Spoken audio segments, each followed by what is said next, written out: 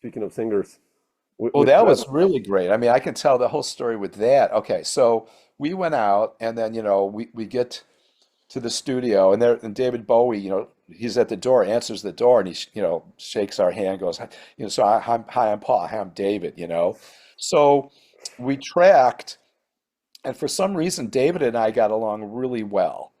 And he told me I reminded him of Anthony Newley, who I didn't know, but that first record, that was his idol, I guess, Anthony Newley. Okay. And so um, I remember, those cards that him and Brian Eno came up with. No, Oh, I you don't know those don't cards? recall. No. Let me Oh, see. okay. Let me hold on for 1 second. Hold a sec. Yeah. Um, yeah, oblique strategy, they're called. So Okay. David and I were having lunch, by the lake, and he starts bringing Oh out yeah. these cards to show me. And it said like, things like you would just throw it out when you Cool. didn't have any ideas or you wanted a new idea, like, turn the bass up or, lose the vocal or whatever. And so I asked him if I could have them, but he said those were the only ones in existence.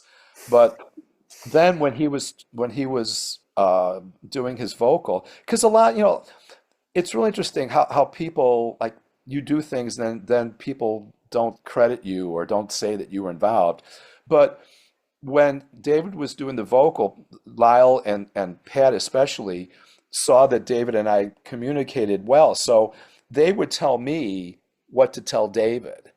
Now see, I mean, and I remember this vividly. I can see myself That's doing, so fun. Yeah. like if we needed to do another, take or something like that. And David was real open to that stuff.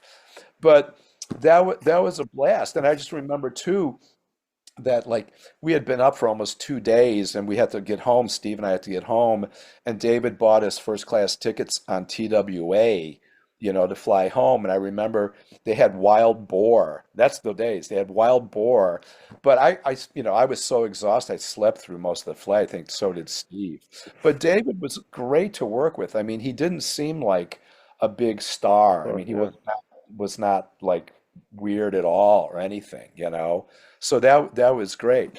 But if I Interesting. ever write a book, because I even just saw something recently like where Greg Bendian was talking about Sign of Four, Yeah. and his take on it was, it was accurate to a Yeah. point, I but talked about him and I about and that. I'm Yeah. going, wait a second. I mean, I did this record with him called Bang, and then I played Bang on a bullet train for Pat because Pat never heard that. So, but that story doesn't come into his story. So sometimes people like you go like, oh man, what about this?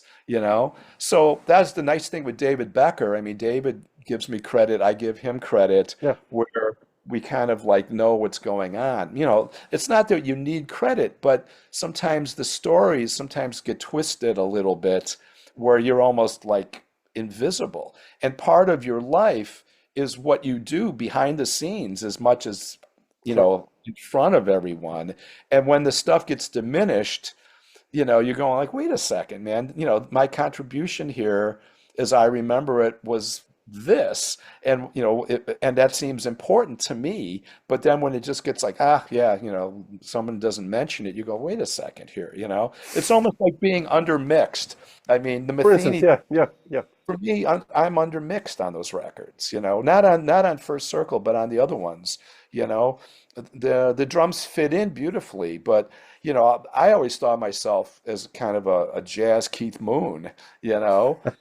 But like you hear me and everyone goes, I'm the happy cymbal guy, which is great. Now we can talk about my new signature flat Yeah, I ride, the saw that. Yeah, ride too, which is great. But I was playing a lot of stuff that was giving the energy, to like Pat to play off of, yeah. but Of you course, couldn't yeah. hear it.